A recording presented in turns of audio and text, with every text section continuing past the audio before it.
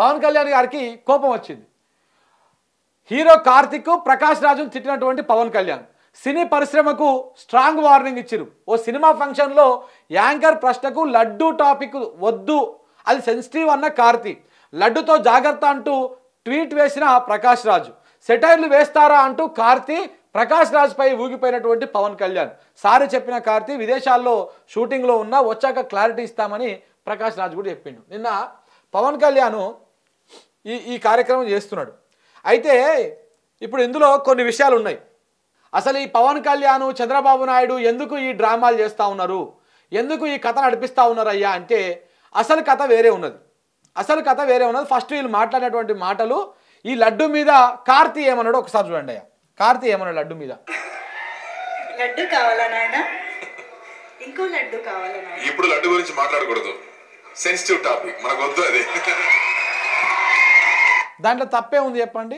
ఇప్పుడు లడ్డు గురించి మాట్లాడొద్దు, అది సెన్సిటివ్ టాపిక్, మనకి ఇప్పుడు ఆ టాపిక్ వద్దు అని చెప్పేసి ఆయన చెప్పిండు. దానికి ఇక పవన్ కళ్యాణ్ గారు మోతీచూర్ లడ్డు తెప్పిస్తాం మేము మీకోసం. మోతీచూర్ లడ్డు సిట్యుయేషన్స్ కావాలి మాకు, అంతే సిట్యుయేషన్ కావాలి. లడ్డు వద్దు, ఇప్పుడు వద్దు. మీరు లడ్డు మీద జోక్ వేస్తున్నారు. నేను ఒక సినిమా ఫంక్షన్ కూడా చూసాను. Laddu is a sensitive issue అని. Don't you ever say that. Don't you ever try dare to say that, please. I respect you as actors. ఏమన్నాడు? జోక్ లేసినట్టు ఏడు ఉందాడా? లడ్డు ఇప్పుడు వద్దమ్మా, ఇప్పుడు లడ్డు టాపికే వద్దా, సెన్సిటివ్ విషయం అని చెప్పేసి కార్తీ అన్నాడు. దాంట్లో అయితే ఏం తప్పలేదు. ఇంకా ప్రకాష్ రాజు ఏమన్నాడు? ప్రకాష్ రాజు గారు ఏమన్నాడు? డియర్ పవన్ కళ్యాణ్, ఎందుకు నువ్వు అంత ఆవేశంగా ఊగిపోతా ఉన్నావు, దేనికి అది అవుతా ఉన్నావు? ఇప్పుడు నువ్వు డిప్యూటీ ముఖ్యమంత్రివి, నీకు అధికారం ఉన్నది, కేంద్రంలో నీ దోస్తులు నీ ఫ్రెండ్సే అధికారంలో ఉన్నారు, మీరు దాని మీద విచారణ చేపియండి, నిజానిజాలు తేల్చండి, వాస్తవాలు ప్రజలకు చెప్పండి, చెప్పిన తర్వాత ఆ దోషులు ఎవరైతే ఉన్నారో, ఆ దుర్మార్గులు ఎవరైతే ఉన్నారో, ఆ లడ్డు లోపల, ఆ లడ్డు నెయ్యి తయారీ లోపల ఆ నెయ్యిని కల్తీ చేసినటువంటి దుర్మార్గులను శిక్షించండి అని చెప్పేసి ప్రకాష్ రాజు ఒక ట్వీట్ వేసిండు. దీంట్లో ఏం తప్పుదో నాకు అర్థం కాలేదు. వేస్తే ఇక ఈయన ఊగిపాయ. ప్రకాష్ రాజు గారు మాట్లాడారు నా మీద. అది నేను మాట్లాడుతుంది ఒక హిందువులు అపవిత్రం గురించి మాట్లాడుతున్నాను. ఇందులో ప్రకాష్ రాజ్ గారికి సంబంధం ఏంటి? ఇందులో నేను ఇంకొక మతాన్ని నిందించానా? ఇస్లాంని నిందించానా? ఆయన కూడా ఎవరు నిందించలేదండి పవన్ కళ్యాణ్ గారు, ఆయన కూడా ఎవరు నిందించలే. ఆయన మీ పదవిని మీ బాధ్యతను గుర్తు చేసిండు అంతే. ఆయన ఎవరు?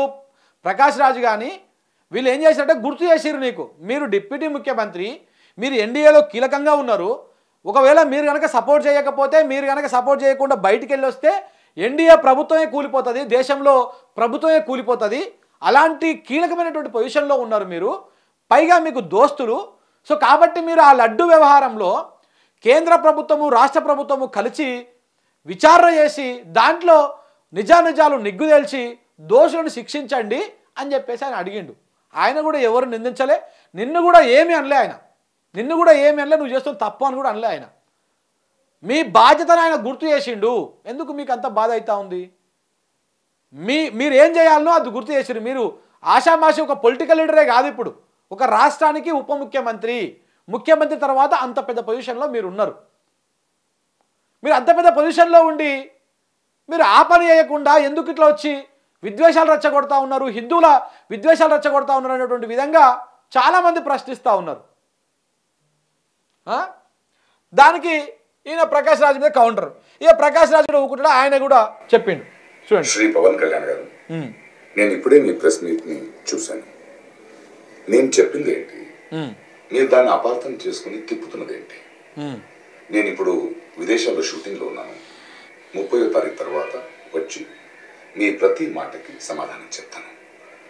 ఈ మధ్య మీకు వీలైతే నా ట్వీట్ని మళ్ళీ చదవండి, అర్థం చేసుకోండి ప్లీజ్.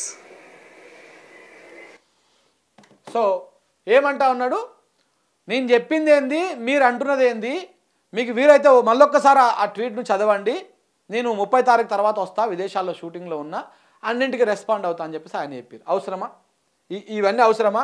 అయితే ఇన్ని మాటలు మాట్లాడినటువంటి పవన్ కళ్యాణ్ గారు గతంలో ఇప్పుడు ఏమంటా ఉన్నాడు?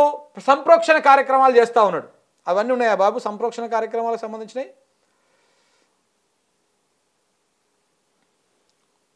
సంప్రోక్షణ కార్యక్రమాలు చేస్తూ ఉన్నాడు. దాంతోపాటు ఈయన కొన్ని మిస్లీడ్ చేస్తూ ఉన్నాడు. అవన్నీ కూడా మీకు ఇప్పుడు చూపిస్తా. ఎంత విద్వేషాలు రెచ్చగొట్టేటువంటి ప్రయత్నమో ఒకసారి చూస్తా. వీళ్ళన్న తప్పు కదా. మరి గతంలో మీ అన్నగారు మాట్లాడిన మాటలు ఒకసారి వినండి. దేవుడు అనే కాన్సెప్టే రాంగ్ కాన్సెప్ట్. నాకు తెలిసిన I don't believe in God అని చెప్పాను నేను. దేవుడు అనేది మనం కన్వీనియన్స్ కోసం మనం తయారు చేసుకోవాల్సిన ఇది దేవుడు ఏమంటాడు ఆయన? దేవుడు అనే కాన్సెప్టే రాంగ్ కాన్సెప్ట్. అది మన కన్వీనియన్స్ కోసం మనం క్రియేట్ చేసుకున్నది. దేవుడు అంటోడే లేడు అనేటువంటిది ఈయన చెప్పిండు. ఇంకా సెటైరికల్గా ట్వీట్ కూడా వేసిండు. అగో I want to meet the God అంట. అందులో ఫకింగ్ గికింగ్ అనేటువంటి పదాలు కూడా వాడిండు ఆయన. ఇంకా నేను చదివాను అదంతా. సో కాబట్టి ఈయన ఇట్లా చేసినటువంటి ఆయనది ఏం కాదు. ఇప్పుడు ఇవన్నీ మాట్లాడిర్రు, ఇవన్నీ మాట్లాడిర్రు, ఇదంతా అయిపోయింది. మరి ఇదే పవన్ కళ్యాణ్ గతంలో ఒక నిమిషం అది కూడా చూపిస్తా. లడ్డు మీద గతంలో వీరేం మాట్లాడిరో చూడండి ఒకసారి. బీజేపీ పార్టీనే మిల్కే దియా दोनों हाथों में लड्डू बहुत बड़ा मोतीचूर का लड्डू రెండు లడ్డూలు ఇచ్చారు. ఏమైనా లడ్డూ తింటావా అని. అరే ఒక 3 సంవత్సరాలుగా మిరిచిన ఈ పాచిపోయిన లడ్డూలు ఎవరికి కావాలి? మీ లడ్డూలు కంటే మా బందర్ లడ్డూలు చాలా బాగుంటాయి కదా. మీరు లడ్డూ మీద జోక్లు వేస్తున్నారు. నేను ఒక సినిమా ఫంక్షన్ కూడా చూశాను. Laddoo is a sensitive issue. ఇప్పుడు ఆయన ఆ రోజు లడ్డు గురించి మాట్లాడొచ్చు. ఇది ఏ సందర్భంలో మాట్లాడండి అయ్యా అంటే ఇది కంప్లీట్గా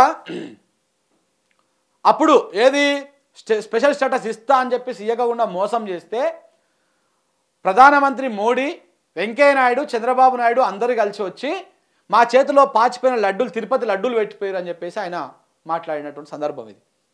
తిరుపతిలో పెట్టినటువంటి మీటింగ్లో మాట్లాడినటువంటి మాటలు. అది ఏం కాదు. ఇదే లడ్డు మీద గతంలో ఈయన కొన్ని వ్యాఖ్యలు చేసిండు. కొంత హిందుత్వం గురించి కొన్ని వ్యాఖ్యలు చేసిండు. అది కూడా చూడండి. ఇదే చర్చలు జరిగితే మీరు ఊరుకుంటారా? ఒక పరిస్థితికి జరిగితే ఊరుకుంటారా? ఇది నేను సాటి హిందువులు కూడా నేను ప్రశ్నిస్తున్నాను. ప్రతి హిందూ నేర్చుకోవాలి, ప్రతి హిందూ ఆత్మపరిశీలన చేసుకోవాలి, మీరు బయటికి రావాలి. అసలు ఇలాంటి గొడవలు పెట్టింది హిందూ నాయకులు తప్ప మిగతా నాయకులు చేయరు. అసలు వాళ్ళకి థాట్ రాదు. ఏం మాట్లాడుతున్నావురా? సో ఇట్లా గతంలో చాలా మాట్లాడండి. ఇప్పుడు చూడండి ఒకసారి. రామజన్మ అయోధ్య రామ మందిరం కోసం దానికి కూడా వీళ్ళు 1,00,000 లడ్డు, 1,00,000 లడ్లు ఇలా బీఫ్ తోటి, పిగ్ ఫ్యాట్ తోటి, ఫిష్ ఆయిల్ తోటి కలిపిన లడ్డు 1,00,000 లడ్లు. అంటే ఏం చేయదలుచుకున్నావు పవన్ కళ్యాణ్ గారు? మీరు ఏం చేయదలుచుకున్నారు?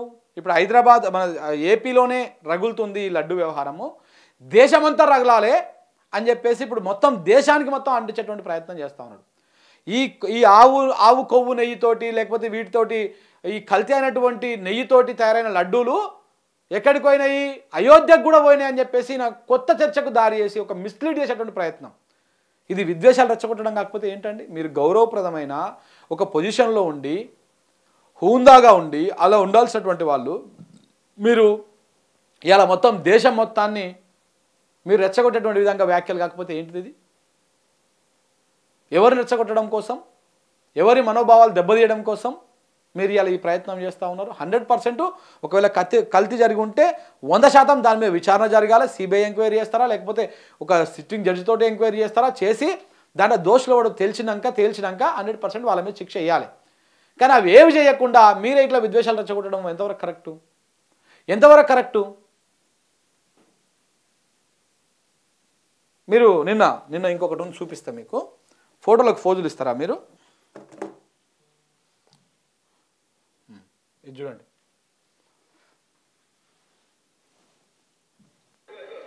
సార్ క్లీన్ చేయండి సార్.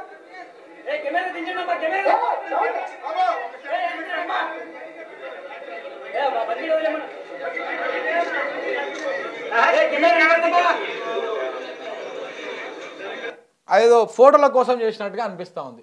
ఇదంతా పక్కన పెడితే అసలు ఈ కార్యక్రమం అంతా దేనికోసం చేస్తూ ఉన్నారు? ఈ కార్యక్రమము, ఈ కథ, ఈ కార్ఖానము ఇదంతా దేనికోసము ఇది నడుస్తూ ఉంది. ఇక చాలాసేపు మాట్లాడే దేని గురించి వదిలేదండి.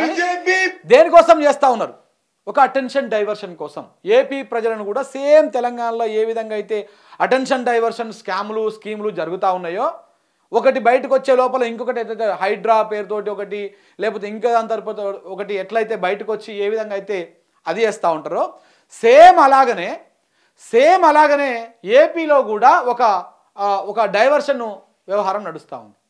ఇప్పుడు ఈ లడ్డు వ్యవహారం తీసుకోవడం 100% తప్పు జరిగితే తప్పు జరిగినట్టే. అందరం హిందువులమే, నేను కూడా హిందువునే, నేను మాలేస్తా, మనం రకరకాలుగా పూజలు చేస్తూ ఉంటాం, రకరకాలు అది చేస్తూ ఉంటాం. కానీ ఆ లడ్డు వ్యవహారంలో ఏం జరిగిందో తేలకుండానే దాన్ని తీసుకొని రాజకీయం చేయడం, పొలిటికలైజ్ చేయడం వల్ల ఏపీ ప్రజలు ఏం నష్టపోయారు? ఇవాళ రేపో వేలానికి రెడీ అవుతున్నటువంటి విశాఖ స్టీల్ ప్రైవేటీకరణ కాబోతా ఉంది. ఆ చర్చ లేకుండా పోయింది. మెడికల్ కాలేజీలు ప్రైవేట్ పరం చేసేందుకు అడుగులు పడతా ఉన్నాయి. ఆ చర్చ లేకుండా పోయింది. విజయవాడ వరదల్లో మునిగిపోయి అక్కడ చాలామంది ప్రజలు ఇబ్బందులు పడుతూ ఉన్నారు. వాళ్ళకి ఇంకా ఆర్థిక సాయం అందలేదు, ఏ రకమైనటువంటి సాయం అందలేదు. అది పక్కకు పోయింది చర్చ. దాంతోపాటు అమరావతి వరదల్లో ఏదైతే ప్రతిపాదిత రాజధాని ఉందో అక్కడ అమరావతి వరదల్లో మునిగిపోయింది. అది ఎక్కడ కూడా చర్చ రాకుండా సైడ్కు పోయింది. చిన్నపిల్లలు చదువుకున్నటువంటి స్కూల్లో CBSE సిలబస్ తీసేద్దామనేటువంటి ఆలోచన చేస్తూ ఉన్నారు. అది సైడ్కు పోయింది. ఇట్లా చాలా రకాలుగా ఉన్నాయి. దాదాపు ఈ వాళ్ళ అధికారంలోకి వచ్చి 4 నెలల సమయం అవుతా ఉంది. ఈ 4 నెలల సమయంలో 43,000 కోట్ల అప్పు తెచ్చింది ఏపీ ప్రభుత్వం కూడా. మా తెలంగాణ ప్రభుత్వం ఏ విధంగా అయితే 9 నెలల్లో 80,000 కోట్ల అప్పు చేసిందో అక్కడ కూడా సేమ్ 4 నెలల్లో 43,000 కోట్ల అప్పు చేసిరు. మరి ఆ పైసలు ఏమైనాయి, ఎక్కడ పోయినాయి అనేది చర్చ లేకుండా పోయింది. సో ఇట్లా చాలా అంశాలు ఉన్నాయి. సో మునిగినటువంటి అమరావతి, విజయవాడ, ఇవన్నీ కూడా ఈ అంశాలన్నీ ఏవి కూడా బయటకు రాకుండా, చర్చ రాకుండా ఇప్పుడు మొత్తం అందరు ఎక్కడ చూసినా మీడియా ఛానళ్ళు కానీ, జనం కానీ, పొలిటికల్ లీడర్లు కానీ అందరూ కూడా తిరుపతి లడ్డు వ్యవహారం మీదనే మాట్లాడుతూ ఉన్నారు. పోనీ అదైనా ప్రాపర్గా CBIకో లేకపోతే సిట్టింగ్ జడ్జికో అప్పచెప్పి దాంట్లో నిజ నిజాలు తెలుస్తారా అంటే అవకాశాలు కనబడతలేవు. ఒకవేళ ఉన్నటువంటి ఒక చిన్న ఆశ ఏంటంటే సుబ్రహ్మణ్య స్వామి వేసినటువంటి పిటిషను సుప్రీంకోర్టు మీద మాత్రమే చిన్న ఆశ ఉన్నది ప్రజలకు, ఏపీ ప్రజలకు. ఒకవేళ అది కనుక ఆ పిటిషన్ మీద రెస్పాండ్ అయితే మాత్రం 100% ఇందులో దొంగలు దొరికిపోతారు, తప్పకుండా శిక్ష పడుతుంది. సో ఈ విధంగా లడ్డు వ్యవహారం ముంగలు పెట్టి అటు ఏపీ ప్రజలను మొత్తానికి డైవర్ట్ చేసేటువంటి వ్యవహారం అద్భుతంగా కనపడతాం. సేమ్ తెలంగాణలో ఏ విధంగా అయితే మా ముఖ్యమంత్రి రేవంత్ రెడ్డి గారు ఎంత అద్భుతాలు డైవర్షన్ పాలిటిక్స్ చేస్తాడో అక్కడ ఏపీలో కూడా కూటమి సర్కారు కూడా గదే చేస్తున్నటువంటి పరిస్థితి కనబడతా ఉన్నది.